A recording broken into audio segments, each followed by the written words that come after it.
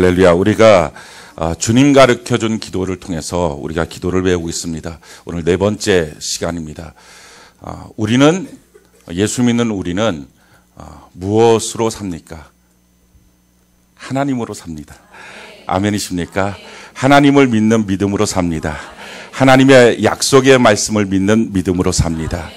하나님의 약속의 말씀을 내가 갖고 있다는 것, 이것은 참 놀랍습니다. 왜냐하면 그 약속의 말씀을 받았을 때 우리가 그 말씀대로 잘 순종을 하면 뭐 말할 나위도 없이 하나님의 은혜와 축복이 있습니다. 근데 우리의 연약한 가운데 뜻하는 만큼 순종을 못할 수도 있습니다. 근데 그럴 때에도 하나님의 약속의 말씀을 받은 사람은 하나님이 고치시고 바꾸시고 회복시켜서 마침내 그 약속의 주인공이 되게 하십니다. 성경이 우리에게 이렇게 말합니다. 고린도후서 1장 20절 우리 같이 한번 읽어볼까요? 시작. 하나님의 약속은 얼마든지 그리스도 안에서 예가 되니 그런즉 그로 말미암아 우리가 아멘하여 하나님께 영광을 돌리게 되느니라. 아멘. 그러니까 우리가 부족해도 그리스도 예수 안에서 그 약속은 반드시 이루어지는 것입니다. 그렇기 때문에 약속을 받고 있는 사람, 그 약속을 가진 사람과 약속을 갖지 않은 사람, 이건 하늘과 땅 차이입니다. 그 사람의 지금 현재의 순종의 모습이 얼마큼인지, 그가 얼마큼 충성하고 있는지도 매우 중요하지만 사실은 그것보다 더 중요한 것은 그가 하나님의 약속을 받고 있느냐 아니면 하나님의 약속이 없느냐, 이건 하늘과 땅입니다.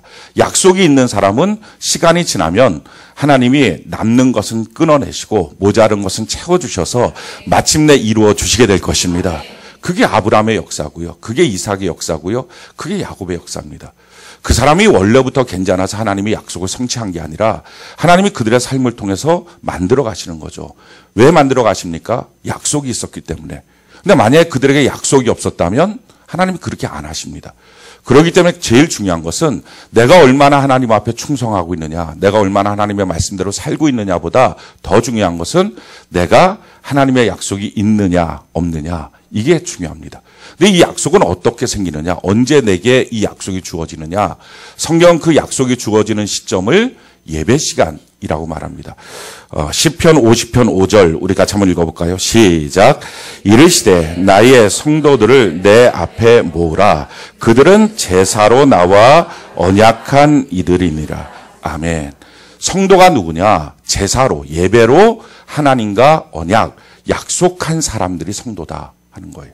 그러니까 우리가 성경 말씀 전체가 사실은 오래된 약속, 구약이죠. 새로운 약속, 신약입니다. 그래서 이 성경 전체가 약속인데 이 약속이 그냥 그러니까 다 약속이지, 물론 맞습니다. 그런데 내게 주는 약속이 뭐냐라고 말할 때 이 수많은 말씀 중에 지금 내게 주는 말씀이 뭐냐, 1년 전, 2년 전이 아니라 어저께 그저께가 아니라 오늘 내게 주는 말씀이 뭐냐라고 말할 때 그 내게 주는 말씀이라고 할 땐 그 약속은 하나님이 우리에게 주시는 건데 그냥 내가 약속하고 싶어서 약속하는 게 아니라 하나님이 내게 약속을 하시는 거죠. 그 약속을 하시고 나를 만들어 가셔서 하나님이 이루어 가시는 것입니다. 그런데 약속하실 때 언제 약속하시느냐? 예배 시간에 하신다는 거예요. 그래서 예배를 드리는 사람과 안 드리는 사람은 하늘과 땅 차이입니다. 그런데 여러분들의 직업상의 이유 때문에 또는 여러 가지 이유 때문에 예배를 꼬박꼬박 드리지 못할 수도 있습니다. 그런 분들은 꼭 예배를 머릿속에서 잊어버리지 말고 예배를 기억하고 사모하시기 바랍니다. 하나님 그 사정을 아시겠죠. 근데 만약에 내가 직업상의 이유든지 여러 가지 이유로 예배가 없어졌어요. 그러고 난 다음에 내 기억에서조차도 예배가 없어지면, 내 시간의 스케줄에서도 오늘은 예배 있는 날, 이게 없어져 버리고 말면 그러면 결국은 하나님의 약속에서도 잊혀진 존재가 됩니다. 그래서 예배라는 것이 얼마나 중요한지 우리는 예배를 우리의 삶의 중심으로 놓고 살아야 합니다. 그래서 예배를 위한 삶, 예배로 인한 삶. 예배가 있으면 그 예배를 위해서 나의 삶의 모든 스케줄과 컨디션을 조정해서 살고, 예배를 드리고 나면 그 예배의 약속을 붙들고 살아가는 삶, 예배를 위한 삶, 예배로 인한 삶. 아멘이십니까? 자, 한번 해봅시다. 시작. 아멘이십니까? 이게 성도의 삶이에요. 왜 예배가 중요합니까? 약속이 있으니까. 그 약속을 내가 설사 부족해도 예수님 안에서 그 약속은 성취되니까. 그러니까 약속이 있는 사람과 없는 사람 이만큼 차이가 있습니다. 예배라고 하는 것은요, 거룩한 습관이에요. 습관이라는 말을 여러분들이 아는 것처럼 하면 계속 하게 돼요.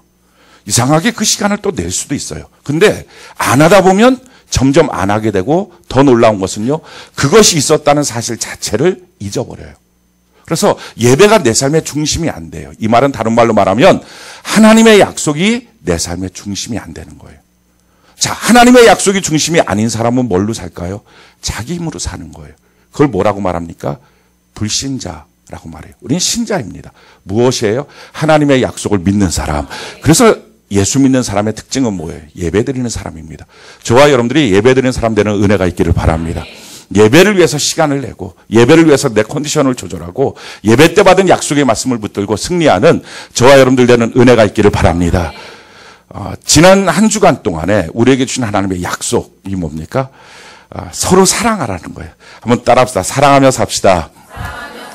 그러면 산을 옮깁니다.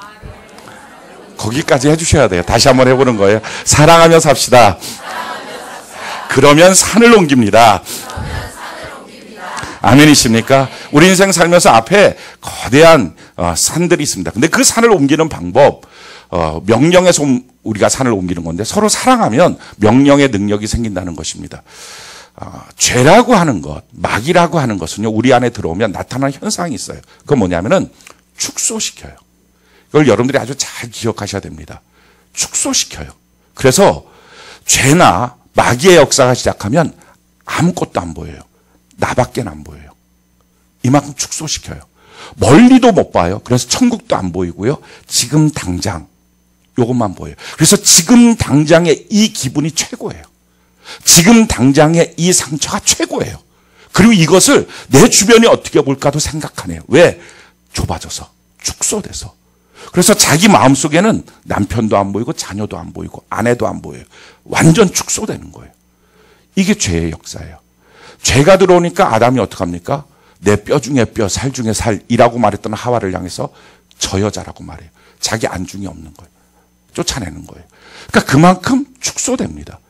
이만큼 작아지고 축소가 되니까 내 앞에 있는 산 같은 문제를 어떻게 옮기겠어요? 그 작아진 사람이. 근데 하나님의 방법이 뭐예요? 서로 사랑하라는 거예요. 이기적인 존재가 아니라 이타적인 존재로 바뀌면 어떻게 될까요? 내가 넓어져요. 할렐루야. 우리가 넓어지니까 앞에 있는 산이 아무것도 아닌 것처럼 옮겨질 수 있는 거예요. 이거를 예수를 믿지 않는 사람도 알았어요. 가와만사성. 넓어지면 옮긴다는 거예요. 멀리 보면 옮길 수 있다는 거예요. 사랑하는 성도 여러분, 이제 내일까지 하루 남았지만 하루면은 충분합니다. 우리가 서로 사랑해서 이번 한 주간 기적을 보는 은혜가 있기를 바랍니다. 우리가 하나님을 믿는다라고 말하는데요. 이 무엇을 믿느냐? 물론 성경 전체를 믿지만 성경 전체의 핵심이 뭐냐? 그걸 복음이라고 말해요. 이 복음이라고 하는 말은 예수님께서 날 위해서 십자가에 못 박혀 죽으셔서 나의 죄와 저주와 가난한 질병을 다 담당하시고 죽으시고 그리고 나서는 부활하셔서 지금도 우리와 함께 하신다. 이걸 믿는 거예요. 이게 복음이에요. 우리가 이 복음을 믿기 때문에 복음이 그냥 다 끄덕끄덕 되는 거예요. 근데 가만히 따져놓고 보면 복음은요, 처음부터 끝까지 믿을 수 있는 게 하나도 없어요. 제일 첫 번째가 뭐예요? 하나님이 천지를 창조하셨다. 봤어요? 창조하는 거? 말씀으로 창조하셨대. 들었어요? 한 명도 없어요. 그 처음부터 이걸 어떻게 믿지? 뭘 근거로 믿지? 믿을 게 없어요. 거기다가 한 걸음 더 나가서 그거까지는 뭐 신의 영역이라고 생각하고. 근데 두 번째 단계에 가면 더 진짜 믿을 수가 없어요. 하나님이 아담과 하와를 만드셨대요. 에덴 동산을 데리고 가셨대요. 오케이, 거기까지는 하나님의 영역이라고 받아들여요. 근데 그 아담과 하와가 선악과를 먹었대요. 먹을 수도 있지, 나쁜 놈들. 죄졌구나. 이럴 수 있어요. 근데 문제는 한 사람이 범죄함으로 내가 죄졌대요. 여기서부터 완전히 꼬이는 거예요. 여러분, 아담과 하와가 선악과 딸 때 망보 신분 한번 손 한번 들어보세요. 내가 옆에서 망보고 있었다. 또는 노나 먹었다. 그거. 한 조각. 선악과 한 조각 맛본 사람들. 한 명도 없어요. 우리 중에 한 명도 없어요. 그런데 성경은 한 사람이 범죄함으로 우리가 죄를 졌대요. 세상에 이런 억울할 때가 어디 있어요? 내가 그거 망보지도 않고 같이 나눠 먹지도 않았는데 내가 죄인이래요. 이게 머리로 이해가 됩니까? 저는 지금도 머리로는 이해가 전혀 안 돼요. 그런데 거기서 한 걸음 더 나가서요. 2000년 전에 하나님의 아들이 동정녀의 몸을 타고서 이 땅에 오셨대요. 거기도 믿을 게 없죠. 근데 뭐 신의 영역이라고 봐주자고요. 그런데 더 놀라운 것은 그분이 2000년 전에 팔레스타인 땅에서 십자가에 못 박혀 죽으셨대요. 뭐 그럴 수도 있겠지. 그런데 문제는 그 죽으심을 통하여 그의 피가 내 죄를 다 씻어주셨대요. 아니 도대체 2000년 전에 내가 태어나기도 전인데 내가 무슨 죄를 이 땅에 짓고 살았다고. 그 죄를 다 씻어주시고 다 용서하시고 그 죄를 짊어지고 죽으셨고 그가 채찍에 맞아 내 병이 낫고 막 다 그랬다는 거예요. 아 그리고 그분이 부활하셨대요. 지금도 나와 함께 하신대. 이게 복음이에요. 이게 머리부터 끝까지가 이게 믿을 만한 근거가 하나도 있냐고요. 이게 안 믿어지는 게 너무 당연한 거예요. 이게 상식적으로 이해도 안 되는 거예요. 근데 너무 놀라운 게 뭐예요? 이게 어느 날 믿어진 거예요. 이걸 믿음의 사람이라고 말해요. 할렐루야. 그러니까 이게 끝까지 안 믿어지는 사람이 정상인이에요. 그 정상인이 가는 곳이 지옥이에요. 왜? 머리만 살아있는 사람이니까. 그러니까 이 믿음이 이게 절대로 우리 안에서 나올 수 없는 믿음이에요. 이 머리부터 끝까지가 이게 하나라도 이게 믿을 수 있는 근거가 뭐가 있냐고요. 뭘로 믿어야 돼요? 믿을 수 있는 게 하나도 없어요. 근데 이게 어느 날 이해되는 게 아니에요. 납득되는 게 아니에요. 복음은요 이해되거나 납득되거나 성경 전체가 이해되고 납득되는 게 아니에요. 이게 어느 날 내게 믿어지는 거예요. 그래서 이 믿음은 나로부터 나온 게 아니라 하나님이 내게 주신 선물이라는 거예요. 아멘이십니까? 절대 내 생각에 동의해서 나온 게 아니라 내 상식에서 나온 게 아니라 내가 연구했더니 되는 게 아니라 하나님이 내게 주신 믿음의 선물 때문에 그 믿음으로 말미암아 이 사실이 믿어진다는 거예요. 이걸 성도, 이걸 신자라고 말하는 거예요. 성경이 우리에게 이렇게 말합니다. 에베소서 2장 8절 우리 같이 한번 읽어볼까요? 에베소서 2장 8절 같이 한 목소리 시작. 너희는 그 은혜에 의하여 믿음으로 말미암아 구원을 받았으니 이것은 너희에게서 난 것이 아니요 하나님의 선물이야. 아멘. 성경 분명히 말하고 있어요. 하나님의 선물이라고. 그러니까 이 선물을 받게 되면 그게 믿어져요. 근데 이 선물을 못 받으면 평생 교회를 나오고 평생 설교를 듣고 복음이 뭔지를 분명히 배워도 안 믿어져요. 이거는 이해되는 차원이 아니에요. 더 공부를 해야 얻어지는 차원이 아니에요. 이건 더 내가 깊이 생각해야 되는 게 아니에요. 이건 하나님이 내게 주시는 믿음의 선물로 그냥 믿어지는 거예요. 이것은요 그냥 교회에 온 첫날부터 믿어지는 사람이 있고요. 교회를 안 나와도 전도받으면서 믿어지는 사람이 있고요. 근데 어떤 사람은 교회에 나와서 5년 10년 됐는데도 이게 안 믿어지는 사람이 있어요. 그 사람의 노력의 문제가 아니고요. 하나님의 선물이에요. 아멘이십니까? 이 선물을 받은 거예요. 이 선물인 믿음. 이게 무슨 믿음이라고요? 성경은 이 믿음의 출처를 더 정확하게 말해요. 이 믿음은 사람에게서 나오는 믿음이 아니라 예수님의 믿음이다. 그래서 이렇게 말합니다. 사도행전 3장 16절 우리 같이 한번 읽어볼까요? 시작. 그 이름을 믿음으로 그 이름이 너희가 보고 아는 이 사람을 성하게 하였나니 예수로 말미암아 난 믿음이 너희 모든 사람 앞에서 이같이 완전히 낫게 하였는. 뭐라고 말해요? 예수로 말미암아 난 믿음. 그러니까 그 출처가 예수님이라는 거예요. 그러니까 우리에게 주신 이 믿을 수 있는 믿음, 선물의 믿음 어디서 온 거예요? 예수님의 믿음을 우리에게 주신 거예요. 그러니까 이 예수님의 믿음을 갖게 되면 어떤 역사가 있습니까? 믿음대로 되기 시작하는 거예요. 그래서 저 사람이 날 때부터 안진병이었던 그 사람이 벌떡 일어났던 이유는 예수로 말미암은 믿음이 내게 있을 때 그 믿음으로 말미암아 그가 일어나게 되었다는 거예요. 이 믿음으로 기적이 일어나는 거예요. 이 믿음으로 병이 치료받는 거예요. 이 믿음으로 역사가 나타나는 거예요. 이 믿음으로 성령을 받는 거예요. 아멘이십니까? 이 믿음으로 역사가 나타나는 거예요. 성경 말씀 전체가 이 믿음으로 믿는 거예요. 지식이 아니라 상식이 아니라 배워서가 아니라 얼마나 더 많은 성경 공부를 해서가 아니라 이 믿음이 작동할 때 하나님의 말씀이 내게 역사가 나타나요. 히브리서 4장 2절 우리 같이 한번 읽어볼까요? 시작. 그들과 같이 우리도 복음 전함을 받은 자이나 들은 바 그 말씀이 그들에게 유익하지 못한 것은 듣는 자가 믿음과 결부시키지 아니함. 아무리 성경을 봐도 내게 아무런 역사가 없다. 이유가 뭡니까? 이 믿음이 없으니까. 사람의 지식은 있는데 그래서 박사라고 해서 성경을 통해서 무엇인가 깨닫는 게 아니에요. 아무리 깨달아져 봤자 상식의 수준, 종교의 수준 넘어서지 못해요. 그걸 통해서 아무런 기적도 나타나지 않아요. 그런데 하나님이 내게 주신 그 믿음, 할렐루야, 예수의 믿음, 할렐루야, 그 믿음이 내 안에 작동하면 하나님의 말씀이 일자무식이라도 이게 그냥 믿어지는 거예요. 이해되거나 용납되는 게 아니에요. 여러분들이 교회의 원리들을, 성경의 원리들을 이해하려고 하지 마세요. 그냥 그걸 상식적으로 받아들이려고 하지 마세요. 하나님이 주신 믿음으로 믿으시기 바랍니다. 그게 믿음으로 들어와서 하나님의 말씀을 읽게 되면 그 읽은 것이 능력이 됩니다. 역사가 일어납니다. 병이 치료받습니다. 기적이 나타납니다. 왜? 예수로부터 온 믿음이기 때문에. 이 믿음이 들어와서 복음을 딱 만나고 나면요, 그때부터 사람 미쳐버리는 거예요. 거룩한 미침. 그러니까 전에까지는 이해가 안 됐던 일들을 하기 시작해요. 여러분들처럼 이 밤에 여기를 오는 거예요. TV를 안 보고 사람들 만나서 술 먹고 즐기는 이 불금의 시간을 안 보내고 여기를 오는 거예요. 이게 뭐 볼 거 있다고. 심지어는 와서요, 헌금도 내요. 돈을 내는 거예요. 교회에서 봉사를 해요. 심지어는 봉사를 하다가 자기가 잘못 봉사했나요? 제가 정말 잘못한 건가요? 교회 누가 되나? 이러면서 또 힘들어하고 울기도 해요. 세상에 이런 일들이 생기는 거예요. 말도 안 되는 일들이 복음을 만나면 그 안에서 역사가 나타나요. 아니, 얼마 안 된 사람들이, 예수 믿고 얼마 안 된 사람들이 예배가 좋다고 막 행복해하고 기뻐하고 감사하고 놀라운 역사가 나타나요. 그 놀라운 역사를 성경은 우리에게 이렇게 말씀을 하고 있어요. 마태복음 13장 44절 우리 같이 한번 읽어볼까요? 시작. 마태복음 13장 44절 같이 한 목소리 시작. 천국은 마치 밭에 감추인 보화와 같으니 사람이 이를 발견한 후 숨겨두고 기뻐하며 돌아가서 자기의 소유를 다 팔아 그 밭을 사는. 밭에 보화가 있는 걸 발견했어요. 농사하다가 소작꾼이었는데, 야, 이 밭에 보화가 있다. 그러니까 어떡합니까? 자기 있는 재산 다 털어서 주인한테 주면서 이 밭 좀 제발 나한테 파세요. 그 밭의 값어치보다 훨씬 더 높게 줬겠죠.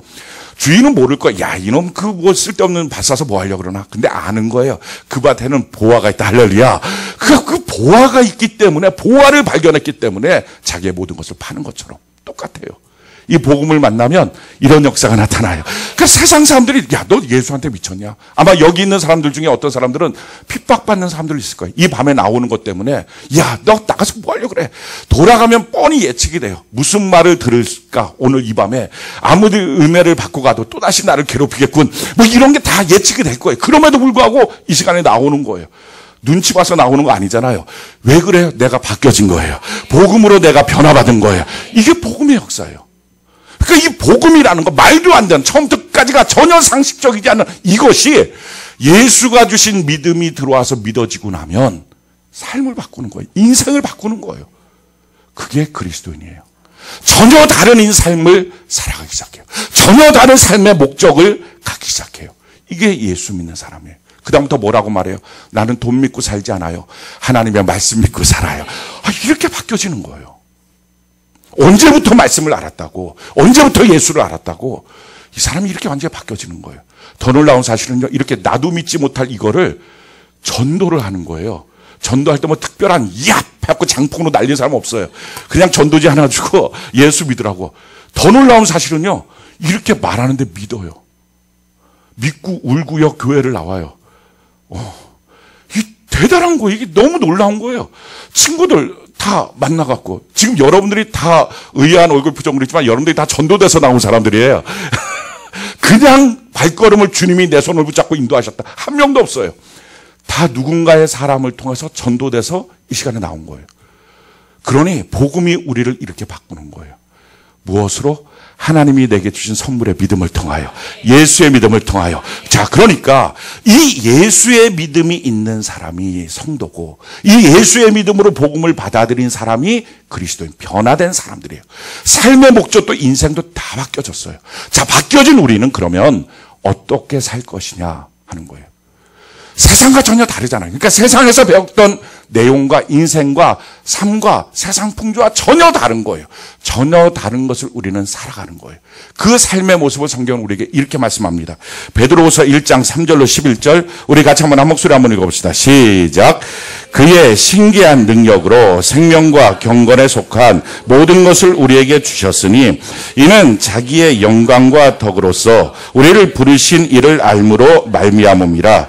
이로써 그 보배롭고 지극히 큰 약속을 우리에게 주사 이 약속으로 말미암아 너희가 정욕 때문에 세상에서 썩어질 것을 피하여 신성한 성품에 참여하는 자가 되게 하려 하셨느니라. 그러므로 너희가 더욱 힘써 너희 믿음의 덕의 지식을 지식의 절제를, 절제 인내를, 인내의 경건을, 경건의 형제 우애를, 형제 우애에 사랑을 더하라. 이런 것이 너희에게 있어 흡족한즉 너희로 우리 주 예수 그리스도를 알기에 게으르지 않고 열매 없는 자가 되지 않게 하려니와 이런 것이 없는 자는 맹인이라 멀리 보지 못하고 그의 옛죄가 깨끗하게 된 것을 잊었느니라. 그러므로 형제들아 더욱 힘써 너희 부르심과 택하심을 굳게 하라. 너희가 이것을 행한즉 언제든지 실족하지 아니하니라. 이같이 하면 우리 주 곧 구주 예수 그리스도의 영원한 나라에 들어감을 너희가 넉넉히 너희에게 주시리라. 아멘. 제일 첫 번째 3절 보니까요. 3절 한번 띄워주시기 바라요. 3절. 그의 신기한 능력으로 생명과 경건에 속한 모든 것을 우리에게 주셨으니. 기독교의 핵심은요, 하나님이 주시는 거예요. 우리가 뭔가를 하는 것보다 먼저 하나님이 우리에게 주는 거예요. 그래서 기독교의 핵심은요, 잘 받는 것에서부터 시작을 합니다. 내가 무엇인가를 하고 있느냐, 그것보다 훨씬 더 중요한 것은요, 내가 뭘 받았느냐가 중요해요. 제가 만약 여러분들을 만날 때마다 10억을 주세요. 10억을 주세요. 성전 빚 갚아요. 10억을 주세요. 만날 때마다 제가 만약에 이렇게 닭달러 한다고 합시다. 언제 줄 거예요? 날짜 빨리 정해. 10억을 주세요. 만약에 제가 이렇게 한다고 합시다. 벌써 이렇게 예를 들어도 얼굴이 저쪽이 검뭇해요. 이렇게. 10억을 주세요. 10억을 주세요. 그러면 어떻게 할까요? 이제부터 여러분들이 제 전화가 오면 스팸으로 걸어놓을 거예요. 또 전화에 10억. 예배당에서 저를 만났다. 그럼 막 싹 돌아서 갈 거예요. 그냥. 막 돌아다닐 거예요. 얼마나 그게 부담되겠어요? 근데 만약에 제가 만나는 사람마다 100억을 주고 그 자리에서 그러나서 10억을 주세요. 그럼 어떻게 할까요? 목사님이 도대체 어디로 다니시는 거야 이거? 왜 이렇게 잘 안 보여? 눈에 안 띄어? 막 이렇게 할 거예요. 전화 왜 안 와 이거? 내가 전화해볼까 막 이러면서. 그렇죠? 어디로 다니실까? 왜 90억이 그냥 생기는 거니까. 보세요. 10억을 내느냐 안 내느냐, 무엇을 하느냐보다 더 중요한 것은 뭘 받았느냐예요. 받은 게 없이 하는 것은 고통이에요. 교회 생활은요, 받은 것 없이 하는 게 아니에요. 성경 분명히 말해요. 생명과 건강에 속한 모든 것을 하나님이 우리에게 주셨다. 그러니까 받은 것이 있을 때서부터 그 중에 얼마를 봉사하고 드리고 주님이 주신 그 큰 기쁨 안에서 그 중에 얼마를 주를 위해서 기쁨으로 쓰고 이거예요. 그러니까 내가 지금 무엇을 하고 있느냐보다 더 중요한 건 내가 지금 뭘 받았느냐. 오늘 이 시간에 저는 여러분들이 성령의 충만함을 받기를 바라요. 오늘 이 시간에 은혜의 충만함을 받기를 바라요. 하나님의 축복을 받기를 바라요. 하나님의 치료를 받기를 바라요. 하나님의 능력을 받기를 바라요. 그러니까 무엇을 받았느냐, 그게 중요한 거예요. 받고 나면 못할 게 없는 거예요. 왜 힘들까요? 못 받아서. 아니, 더 정확하게 말할까요? 성경을 우리에게 다 주셨다고 했는데 왜 힘들까요? 받았다는 것을 못 믿어서. 그래서 이걸 뭐라고 말해요? 믿음의 문제라는 거예요. 어느 믿음이 들어와야지 그것이 믿어집니까? 예수의 믿음이 내게 들어오면 그게 믿어지기 시작하는 거예요. 아, 하나님이 나한테 생명과 경건에 속한 모든 것을 주셨다. 이게 믿어지는 거예요. 그래서 나는 항상 없어요. 이 말을 못해요. 하나님 내게 풍성하게 주셨구나. 자, 주신 이유가 뭐라고요? 우리 4절 같이 한번 볼까요? 4절 같이 한 목소리 시작. 이로써 그 보배롭고 지극히 큰 약속을 우리에게 주사 이 약속으로 말미암아 너희가 정욕 때문에 세상에서 썩어질 것을 피하여 신성한 성품에 참여하는 자가 되게 하려 하셨다. 자, 이것을 주신 이유가 뭡니까? 생명과 경건에 속한 모든 것을 그 신기한 능력으로 우리에게 주셨다는 거예요. 하나님 내게 어떻게 주셨는데? 신기한 능력으로. 언제 주셨는데요? 그 신기한 능력으로 우리에게 주셨다는 거예요. 자, 그걸 주셨는데 왜 주셨느냐? 하나님의 성품에 참여하도록, 하나님을 닮아가도록, 할렐루야. 그 목적을 위하여 하나님 주셨다는 거예요. 그런데 그 목적을 이루는 우리의 삶의 방해가 뭐라고요? 정욕에 세상에 썩어져 갈 것. 정욕을 피해야 된다는 거예요. 그러니까 우리 평생의 신앙생활의 방해는요, 남이 아니에요. 나의 정욕이에요. 정욕이 뭐냐면은 정과 욕심이에요. 이 정이라고 하는 것은 세 가지 정입니다. 인정. 그래서 인정받고 싶은 마음. 또 감정. 사람은요, 감정 하나 뒤틀리면 다 뒤집어놔요. 하나도 제대로 되는 게 확 다 뒤집어놔요. 애정. 이 애정 때문에 인생을 다 망쳐버리는 거예요. 그리고 욕심은 뭐예요? 성욕. 물질욕, 돈에 대한 욕, 또 명예욕. 이 삼정삼욕이라 그래요. 이게 우리 마음속에 있어서 하나님이 우리에게 풍성하게 주셨는데 그 주신 모든 걸 갖고 어떻게 합니까? 인정, 감정, 애정, 성욕, 물질욕, 명예욕 이걸로다가 자기의 인생을 허비하느라고 하나님을 닮아가야 되는 자기의 삶의 길을 자꾸 방해를 받는 거예요. 그래서 이걸 피해야 됩니다. 우리 평생에 우리의 적은 우리 마음이에요. 우리 마음을 살펴보는 은혜가 있기를 바랍니다. 하나님 다 주셨는데 주신 것을 어디다 다 써버렸습니까? 내 마음의 정욕 때문에 다 쓴 거예요. 그러기에 오늘 우리의 마음의 정욕들을 제거하는 은혜가 있기를 바랍니다. 그럼 정욕을 어떻게 제거합니까? 정욕아 나가라. 정욕아 나가라. 이렇게 해서 정욕이 안 나가요. 어떻게 해야 되느냐? 긍정적인 것을 함으로 부정적인 것을 없애는 거예요. 이게 하나님의 방식이에요. 그래서 뭐라고 말합니까? 5절 보니까 그러므로 너희가 더욱 힘써 이렇게 말하는 거예요. 하나님이 내게 다 주셨으니까 알아서 하나님이 이루어 가시겠지. 하나님 내게 다 주셨으니까 나는 그냥 주머니에 손 놓고 가면 저절로 뭐 알아서 다 그게 아니라 성경은 말합니다. 하나님 다 주셨는데 이것이 정욕 때문에 소비가 되니까 다 이게 소비가 되고 없어져 버리니까 내가 더욱 힘써서 자꾸 하나님이 주신 것을 나타내려고 애를 써야 된다는 거예요. 어떻게 나타내야 되느냐? 믿음의 덕을 맨 처음에 믿음이에요.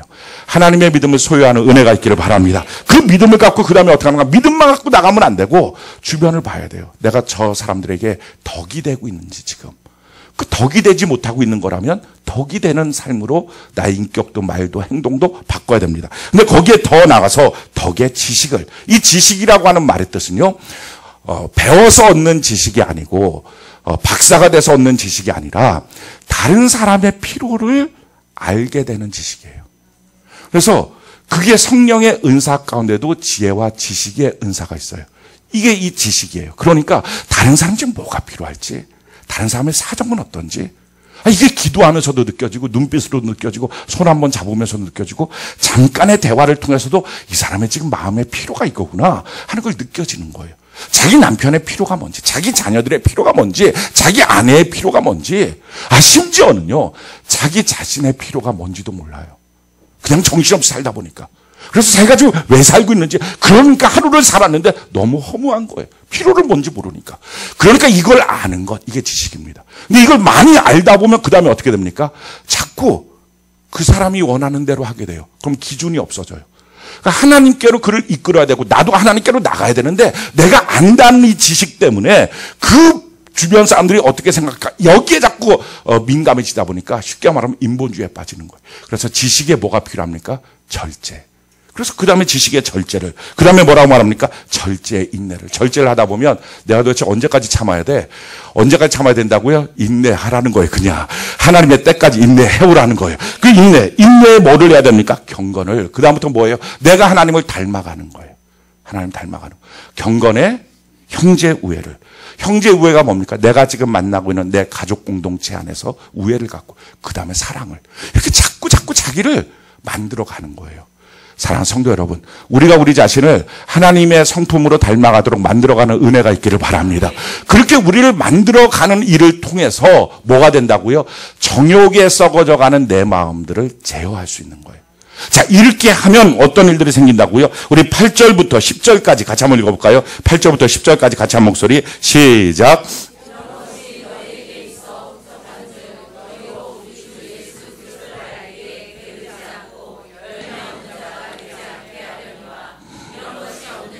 맹인이라 멀리 보지 못하고 그의 옛죄가 깨끗하게 된 것을 잊었느니라. 그러므로 형제들아 더욱 힘써 너희 부르심과 택하심을 굳게 하라.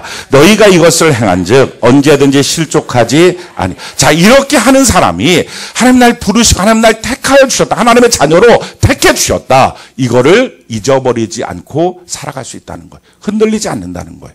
그리고 신앙생활에 실족하지 않는다는 거예요.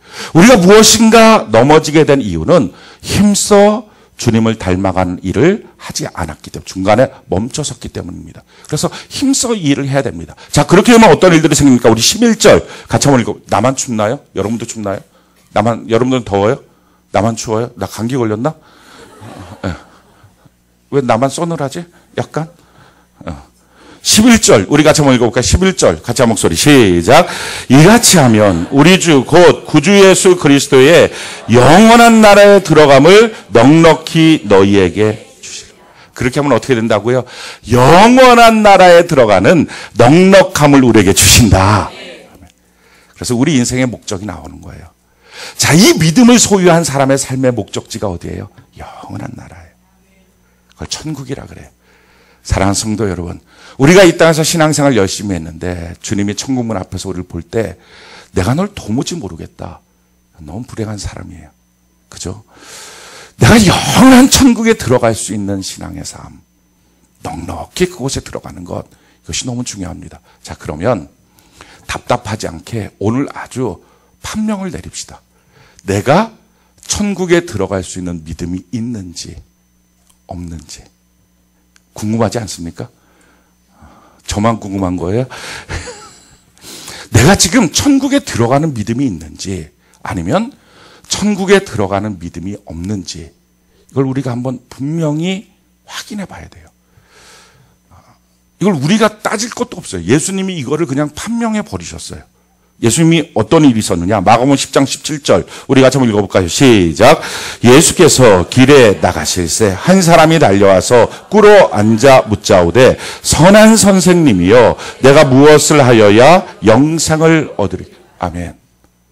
예수님께 와서 한 사람이 내가 어떻게 하면 영생을 얻겠습니까? 내가 어떻게 하면 영원한 생명 천국을 소유하겠습니까? 내가 어떻게 하면 천국에 들어갈까요? 지금 이걸 물어본 거예요. 예수님께 꿇어 엎드려서. 그러니까 예수님 앞에 예배드리면서 지금 이것을 물어본 거예요. 예수님의 답변 아주 간단합니다. 뭐라고 답변하십니까? 21절 우리 같이 한번 읽어볼까요? 시작. 예수께서 그를 보시고 사랑하사 이르시되 내게 아직도 한 가지 부족한 것이 있으니 가서 내게 있는 것을 다 팔아 가난한 자들에게 주라. 그리하면 하늘에서 보화가 내게 있으리라. 그리고 와서 나를 따르라 하시니. 아멘. 예수님의 조건이 뭐였어요? 야, 너 있는 돈 가난한 사람한테 다 주고 나를 따라와. 그게 조건이야 라는 거예요. 이게 천국에 들어가는 믿음의 조건이에요. 자, 그럼 제가 다시 물을게요. 지금 여러분들 가운데 돈이 없어졌어요. 교회를 다니는데 자꾸 돈이 없어져요. 그냥 가난해졌어요. 그러면 교회 안 다닐 사람, 예수 안 믿을 사람 손 한번 들어봅시다. 없죠? 만약에 여러분들 가운데 병 들었어요. 나 병 들었어. 교회 다니다가 예수 믿다가. 그럼 나 이제 교회 안 다녀. 예수 안 믿어. 이럴 사람. 만약에 여러분들 가운데 여러분들 자녀가 대학에 떨어졌어. 내 자녀가 대학에 떨어졌어. 나 이제 교회 안 다녀. 나 이제 예수 안 믿어. 그것보다 좀 더 심각한 문제가 생겼어요. 그래서 나는 교회 안 다녀. 예수 안 믿어. 그 사람이 이 부자 청년이에요. 예수를 믿는데 돈이 없어져? 그럼 나 예수 못 믿지. 그 사람이에요. 근데 예수님의 조건이 뭐예요? 야, 너 예수 믿는데 돈 없어지는 거 괜찮니? 저 괜찮아요. 설사 돈이 없어져도 난 예수님 떠날 수 없어요. 나는 교회를 다닐 거예요. 예수님을 믿을 거예요. 이 믿음이 있으면 천국 간다고요. 그러니까 지금 여러분들이 아주 정확한 거예요. 자기 스스로 분명하게 보세요. 내가 만약에 지금 갖고 있는 것들이 없어졌다면 그럼 교회를 안 다닐 거예요? 그럼 예수를 안 믿을 거예요? 제가 오늘 이 말씀을 갖고서 저한테 물어봤어요. 너 그럼 교회 안 다녀? 무슨 교회를 안 다녀? 예수 믿어야지. 생각을 해봐요. 돈도 없었는데 예수도 안 믿어서 지옥 간다면 이런 삼중고가 어디 있어요, 세상에. 아니, 병도 들었는데 예수를 안 믿어서 병 때문에 고생하다 지옥 간다면 이런 문제가 어디 있는 거예요, 세상에. 말도 안 되는 거예요. 그러니까 가만히 생각해 보니까 그럴 리가 없는 거예요. 그래서 제가 깨달은 거. 나는 천국 가는 믿음을 가졌구나. 예수님이 말씀하신 조건이 이거라고요. 지금 여러분들의 조건은 어떻습니까? 지금 여러분들은 만약 이런 조건 속에서 나 그런 문제들 생기면 나 교회 안 다녀. 나 이런 문제 생기면 내 예수 못 믿어. 라고 말하고 있다면 그 사람은 아직 이 믿음이 없는 거예요. 이 천국이 없는 거예요. 자, 그런 사람들은 어떻게 해야 됩니까? 오늘 하나님 앞에 주여 내게 믿음을 더하여 주시옵소서. 그걸 구하십시오. 자, 그런데 지금 그 믿음이 있어요. 그래서 나는 그런 것들이 없어진다. 내 육체적인 조건들 속에서 무엇인가 없어진다고 내가 이것 때문에 영적인 것을 바꾸지 않아요. 난 이것들 때문에 예수님을 포기하지 않아요. 난 예수님을 붙들 거예요. 자, 이 믿음이 있다면 그 다음에 뭘 하라고요? 그게 오늘 말씀이에요. 이 믿음이 있다면 이제는 그 하늘나라 가는 것만 갖고 살지 말고 하나님의 나라가 내게 임하기를 원합니다. 하늘에서 이루어진 뜻이 내게 이루어지기를 원합니다. 이걸 갖고 기도하라는 거예요. 왜? 하나님이 우리의 아버지가 되어주셨으니까. 그게 오늘 주님 가르쳐준 기도의 내용이에요. 자, 오늘 주님 가르쳐준 기도 마태복음 6장 9절 10절 같이 한번 읽어볼까요? 9절 10절 같이 한 목소리 시작. 그러므로 마태복음 6장 9절 10절 같이 한 목소리 시작. 그러므로 너희는 이렇게 기도하라. 하늘에 계신 우리 아버지여, 이름이 거룩히 여김을 받으시오며 나라가 임하시오며 뜻이 하늘에서 이루어진 것 같이 땅에서도 이루어지리. 아멘. 그러니까 내가 이제 하늘 아버지를 정말 나의 아버지라고 믿을 수 있는 거예요. 왜? 예수님이 말씀하신 그 부자 청년의 예를 우리에게 비춰주신 걸로 기준 삼았을 때 나는 예수님을 따라가는 믿음이 있는 거예요. 난 천국 가는 믿음이 있는 거예요. 난 영생을 얻는 믿음이 있는 거예요. 그러니까 오늘 여러분들이 솔직하게 자기의 마음을 들여다보라고요. 교회 오래 다닌다고 이 믿음이 생기는 게 아니에요. 그냥 하나님이 주시는 믿음이에요. 그러니까 자기가 생각해 봤을 때 내가 좀 돈이 없어지면 교회 안 다닐까? 내가 좀 병들면 교회 안 다닐까? 나 예수 안 믿을까? 아무리 생각해도 그럴 리가 없는 거야. 좀 없어져도 괜찮아. 난 예수 믿을 거야. 난 병들어도 괜찮아. 예수 믿을 거야. 내 자녀가 조금 앞길을 좀 막혀도 이것 때문에 가슴 아플 수는 있어요. 이것 때문에 머리가 띵할 수는 있어요. 그러나 예수 믿는 일을 포기할 수는 없어요. 아멘이십니까? 내 교회를 포기할 수는 없어요. 자, 이 믿음이 있다면 하늘에 계신 우리 아버지가 된 것입니다. 그럼 이제부터 그 천국을 가는 것이 너무나 명확하니까 그 천국을 향해서 뭐라고 말해야 된다고 하나님께 기도하는 거지요. 죽어서만 가는 천국이 아니라 지금 이 땅에서도 그 하늘나라를 누리게 하여 주옵소서. 나라가 임하기를 원합니다. 하늘에서 이루어진 뜻이 이 땅에서도 이루어지기를 원합니다. 이렇게 기도하라라는 것입니다. 그래서 오늘 여러분들의 기도가 둘로 나눠져야 됩니다. 만약에 이 믿음이 없다면 믿음 달라고 기도하십시오. 근데 만약에 이 믿음이 있어서 맞아, 그렇지. 그러니까 예수님의 이 기준은요 너무 정확한 거고 사실 이 기준이 우리의 생각으로 봤을 때는 이상한 게 아닌 거예요. 생각해 보세요. 돈 있다가 돈 없어진다고 나 교회 안 나간다. 나 예수 안 믿어 이제부터. 라고 하는 사람이라면 어떻게 그 사람이 구원받아요? 당연히 받을 수가 없죠. 그 사람 뭐를 해야 돼요? 주인 바꿔야 돼요. 이제는 돈이 아니라 예수님이 주인이어야 돼요. 그래서 그게 없어져도 상관없다. 뭐 진짜 아까 말씀드린 것처럼 머리가 띵할 수는 있어요. 좀 힘들 수는 있어요. 그러나 그렇다고 해서 내가 예수를 떠날 수는 없습니다. 난 예수님을 믿습니다. 그 믿음을 갖고 있는 것이 이게 너무 정상적인 믿음 아닙니까? 이것이 복음을 만난 사람의 제대로 된 믿음 아닙니까? 그러니까 이 믿음이 있다면 그럼 천국 가는 거예요. 걱정하지 마세요. 그때 가서 주님이 날 몰라보실까? 그런 거 걱정하지 마세요. 하나님의 말씀대로 우리를 심판하실 주께서는 이 말씀을 통과하는 우리에게 천국의 아름다운 자리를 우리에게 주실 줄로 믿습니다. 자, 그 사람들은 다 뭘 기도해야 돼요? 하나님 그 나라를 죽고 나서만 가는 게 아니라 지금 내 삶에 이루어지기를 원합니다. 할렐루야. 자, 그래서요 이렇게 기도하시기 바랍니다. 여러분들 죄와 정욕 때문에 마귀의 역사 때문에 좁아진 마음이라면 나밖에 못 봐요. 자기중심적이에요. 멀리도 못 봐요. 지금밖에 못 봐요. 지금 일어나는 감정의 기복이 감당을 안 돼요. 지금 일어나는 환경의 문제 앞에 자기 자신이 너무 힘들어요. 자, 이런 사람이라면 이렇게 좁은 나에게 오늘 기도할 제목이 이거예요. 그럼에도 불구하고 천국 가는 믿음이 있다면 하나님 나라가 내게 임하기를 원합니다. 주여 내가 그 크고 위대하신 하나님의 나라에 속하게 하여 주시옵소서.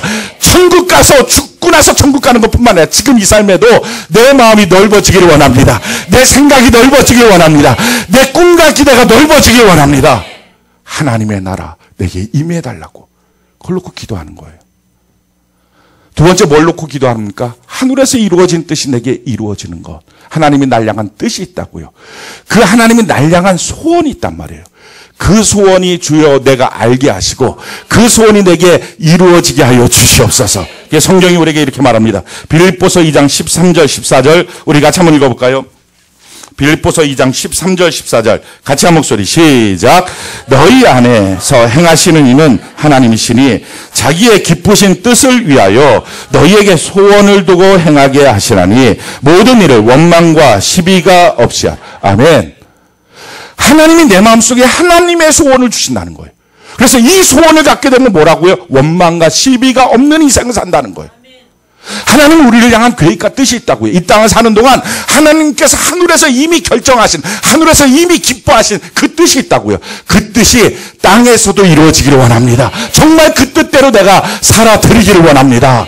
이 고백이 있어야 되는 거죠. 그래서 성경은 이렇게 말합니다. 에베소 2장 10절 우리 같이 읽어볼까요? 시작.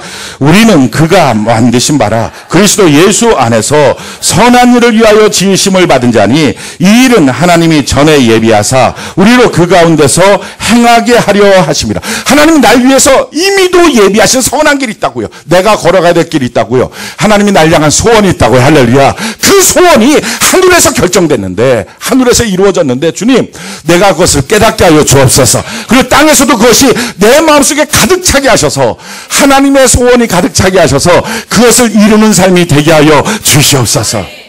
이 소원은요 누구도 못 이루는 거예요. 나만 이룰 수 있는 거예요. 그것 때문에 하나님 나를 만들어 놓으신 거예요. 그래서 성경은 이것을 우리에게 이렇게 말하고 있어요. 마태복음 7장 13절로 14절 우리 같이 한번 읽어봅시다. 시작. 좁은 문으로 들어가라. 멸망으로 인도하는 문은 크고 그 길이 넓어 그리로 들어가는 자가 많고 생명으로 인도하는 문은 좁고 길이 협착하여 찾는 자가 적음이라. 좁은 문, 그게 뭐예요? 아까 말씀드렸던 것, 예수를 믿는 믿음, 복음을 믿는 믿음을 갖고 문을 연 거예요. 자, 그다음부터는 어떻게 됩니까? 이 좁은 문이라는, 좁은 길이라고 하는 것은요, 아주 협소한 길이에요. 그래서 둘이 같이 손잡고도 못 가요. 나 혼자만 가는 거예요. 빠듯하게 나 혼자만 가는 길. 이게 원어적인 의미예요.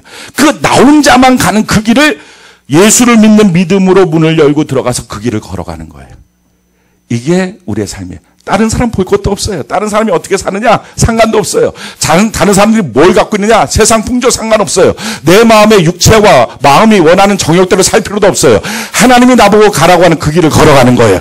하나님이 원하시는 그 소원, 내 마음에 두시기 원하시는 그 소원을 나로 알게 하여 주옵소서. 하늘에서 이루어질 듯이 땅에서도 이루어지게 하여 주시옵소서. 그럼 어떤 역사가 있다고요? 원망과 시비가 떠나가요. 사라진다. 그게. 사랑하는 성도 여러분, 왜 원망과 시비가 있을까요? 내 마음속에 하나님의 소원이 아니라 내 소원, 내 뜻만 가득한 거예요. 물어봅시다. 여러분들 자녀한테 여러분들이 화를 낼 때 있어요. 손은 들라고 하지 않겠어요? 지난 한 주간 동안에 화를 내신 분이 있을 거예요. 왜 화를 내셨나요? 그 아이가 하나님의 소원대로 안 살아서 아니고 내 기준에 안 맞아서 내 말 안 들어서. 자, 남편한테 짜증나신 분 있을 거예요. 설사 지금도 짜증나 있을 수는 있어요. 내 마음은 아직 열리지 않았어요. 이런 분들 있을 거예요. 손 들라고 하진 않을 거예요. 아, 이건 손 한번 들고 싶은데 우리 집사람을 한번 보고 싶어 사실은. 자, 그런데 왜 그러죠? 하나님의 소원, 그게 그가 안에서 아니에요. 내가 세운 기준대로 그가 안에서.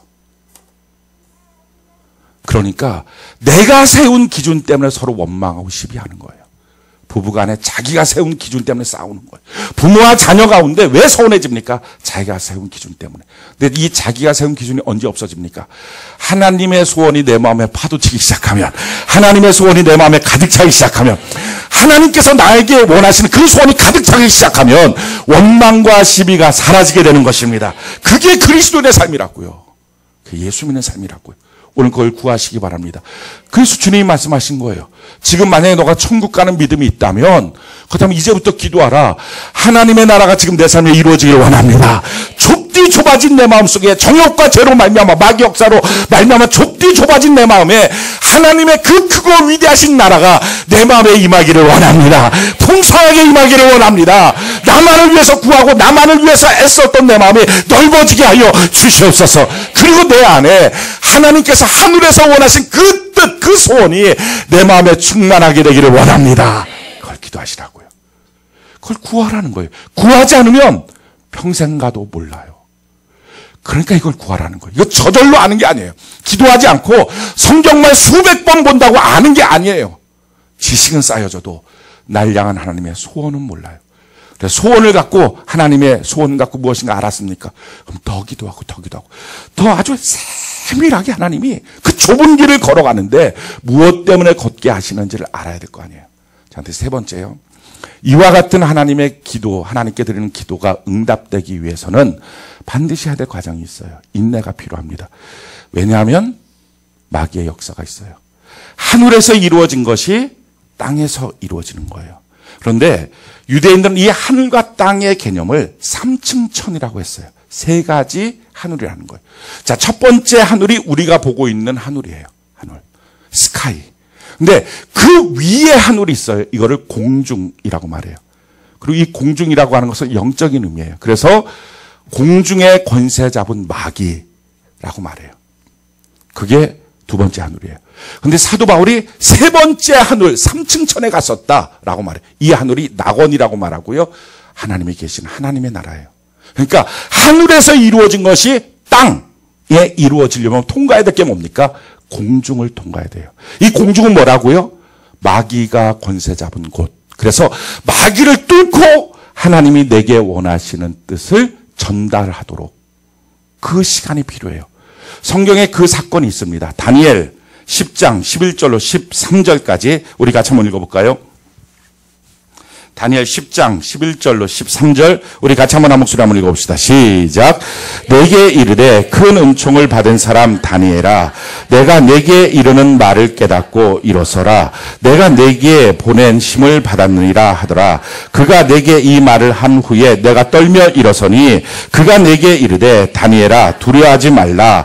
내가 깨달으려 하여 내 하나님 앞에 스스로 겸비하게 하기로 결심하던 첫날부터 내 말이 받았으므로 내가 내 말로 말미암아 왔느니라. 그런데 바사 왕국의 군주가 21일 동안 나를 막았으므로 내가 거기 바사 왕국의 왕들과 함께 머물러 있더니 가장 높은 군주 중 하나인 미가엘이 와서 나를 도와주므로 14절에 보니까 이제 내가 마지막에 내 당할 일을 깨닫게 하러 왔노라 이렇게 말합니다. 지금 다니엘이 하나님, 도대체 하나님의 뜻이 뭡니까? 하늘에서 이미 이루어진 뜻이 뭡니까? 이것 때문에 기도를 했어요. 근데 기도하는데 세 일해 동안 21일 동안 그 응답이 안 온 거예요. 근데 마침내 응답이 왔어요. 가브리엘 천사가 응답을 갖고 이런 거다라고 설명을 해주면서 하시는 말씀이 너가 기도하는 그 순간에 하나님께서는 야, 저 사람이 그 하나님의 소원이 뭔지를 알고 싶어한다. 그 마음속에 하나님의 소원이 있기를 원한다. 야, 응답 줘라 하고 응답을 줬는데 내려오는데 바사국 군주가 막았다라는 거예요. 그런데 미가엘이 와서 그를 쳐서 없애서 내가 너한테 21일 만에 왔다. 지금 이 말입니다. 바사국 군주, 페르시아 군주예요. 근데 페르시아 군주가 가브리엘 천사를 막았대요. 그러고 난 다음에 미가엘이 와서 그걸 쳤대요. 그러니까 무슨 말입니까? 여기서 말하는 페르시아 군주는 육체적인 사실은 페르시아라고 하는 나라의 왕을 의미하는 것이 아닙니다. 그러니까 이게 무슨 말이냐면은 페르시아라고 하는 나라를 전체적으로 장악하고 있는 마귀의 세력이 있어요. 그 마귀의 세력이 그걸 붙잡고 있을 때 하나님의 뜻이 내려오는데 그걸 막고 쓰니까 마침내 미가엘, 천군이죠. 천군장이 와서 그걸 쳐서 없애고 내게 오는데 걸렸던 시간이 있었다는 것입니다. 이걸 놓고 본다면 이 대한민국을 둘러싸고 있는 마귀의 세력이 있어요. 이 파주를 둘러싸고 있는, 경기도를 둘러싸고 있는 마귀의 세력이 있어요. 그리고 여러분들의 집을 둘러싸고 있는 마귀의 세력이 있어요. 그리고 여러분 자신을 둘러싸고 있는 마귀의 세력이 있어요. 그게 그 이름을 하는 거예요. 페르시아에서 기도하고 있던 다니엘에게 페르시아라고 하는 이름의 마귀가 막고 있었던 거예요. 그렇다면 지금 우리가 오늘 기도하면 대한민국이라고 하는 마귀가 막아서겠죠. 경기도라고 하는 이름 붙인 마귀가 그걸 막았을 거예요. 그리고 파주라고 하는 이름의 마귀가 교화, 운정, 일산이라고 하는 서울 뭐 등등이라고 하는 마귀가 막았을 거예요. 문발동이라고 하는 이런 것들이 아주 막았을 거예요. 그리고 자기 가정이 어떻게 살아왔는지 이 마귀라고 하는 놈은요 우리의 죄악의 약점을 알아요. 그 약점의 마귀가 갖고 그걸 막아쓰는 거예요. 어떤 사람의 가정은요 맨날 돈. 그 돈이라고 하는 마귀가 막아쓰는 거예요. 그래서 뭔가 응답받으려고 그러면 돈 때문에 혼미케 돼요. 지난 새벽 예배 때 말씀드렸지만 기도는 집중력이라고. 근데 집중이 안 되게 만드는 게 뭡니까? 그게 지금 자기를 둘러싸고 있는, 자기 가정을 둘러싸고 있는 마귀 역사예요. 왜 예배가 하나님과의 약속이고 이 약속을 받는 시간인데 왜 예배를 빠집니까? 그게 자기의 약점이에요. 어떤 사람은 질병, 허약하게 만드는 것, 요게 그 가정 안에서 있는 거예요. 조금만 뭘 하면 그게 도전을 해요.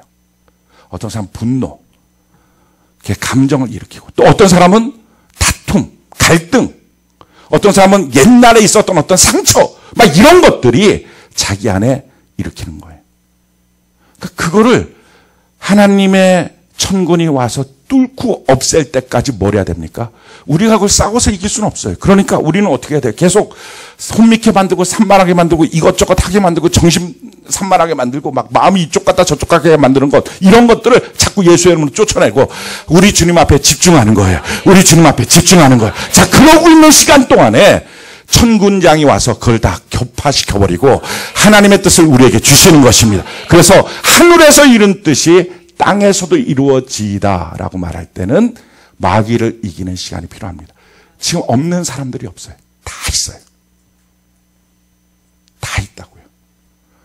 제가 살면서 이건 우리 집에서 있는 어떤 문제야. 또 어떤 사람들은요, 자기 집안이 영적으로 뭐라고 얘기해야 되죠? 다른 신을 섬겼던, 잡신, 귀신을 섬겼던 전통들이 있는 집안도 있어요. 뭐 아무튼 여러 가지로. 사실은요, 우리 한 3, 4대만 올라가면 다 귀신 섬겼던 집안이에요.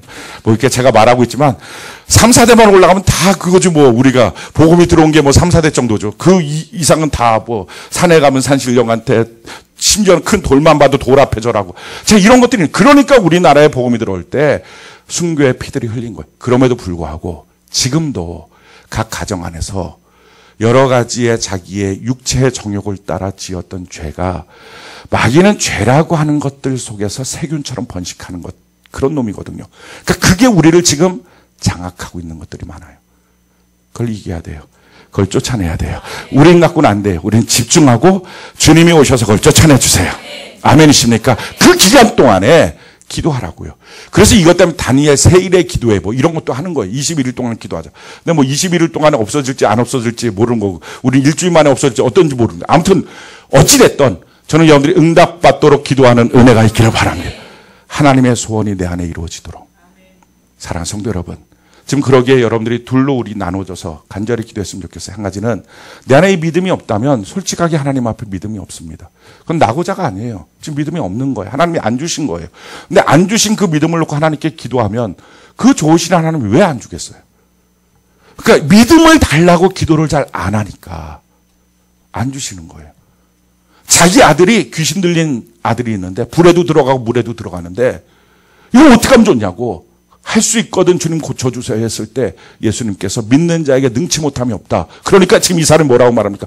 아, 제가 그 믿음이 없어요. 믿음 없음을 좀 도와주세요. 믿음을 좀 주세요. 주님 믿음 주시는 거예요. 사랑하는 성도 여러분, 믿음이 없다면 솔직하게 하나님께 기도하십시오. 아니, 내가 예수 그리스도 그 복음을 믿는 믿음이 없어요. 그게 아직도 턱턱 걸려요. 그러니 내가 그 믿음을 내게 주시옵소서. 예수를 믿는 믿음은 있지만 내가 지금까지 살아왔을 때 정욕 때문에 맨날 그렇게 인생을 허비하고 내 삶 전체가 머리부터 발끝까지 육체적으로 정욕에 묶여 있어서 저 천국을 바라보면서 돈이 떨어지면 나 예수 못 믿을 것 같아요. 건강이 위협받으면 나 예수 못 믿을 것 같아요. 가정에 위기가 생기면 나 예수 못 믿을 것 같아요. 이런 마음이 쑥쑥 드네요. 주님, 내게 이것을 거절할 수 있는 믿음을 허락해 주시옵소서. 만약 이 부자 청년이 예수님께 근심하며 돌아가지 않고 주여 하고 그 앞에 무릎 꿇고 내게 그 믿음이 없지만 주님, 내게 그 믿음을 주시옵소서 하면 안 주셨겠냐고요. 오늘 이 밤이 저희 여러분들이 하나님의 선물의 믿음을 받는 은혜의 밤이 되기를 바랍니다. 근데 이왕에 그 믿음을 갖고 있다면 이제부터 어떡합니까? 좁디 좁아진 그 마음에 하나님의 나라를 구하십시오. 하나님의 영광을 구하십시오. 아멘이십니까? 하나님의 뜻이 내게 이루어지도록, 그 소원이 내 마음속에 가득 차도록 하나님 그 소원을 내게 부어주시옵소서. 깨닫게 하시고 행할 수 있는 믿음을 허락하여 주시옵소서. 그렇게 기도하시라고요. 그리고 우리가 그 믿음의 길을 걸어갑시다.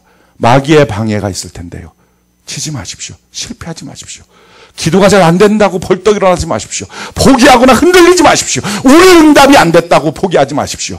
다니엘 같은 사람도 21일 동안 기도해서 받은 응답이라면 우리도 마찬가지입니다. 하나님 앞에 끈덕지게 기도해서 하나님의 소원이 내 마음속에 가득 고이는, 날 향한 그 뜻이 하늘에서 이루어진 것이 땅에서도 이루어지는, 그래서 원망과 시비가 평생 없이 살아가는 우리 모두가 되기를 예수님 이름으로 축원합니다.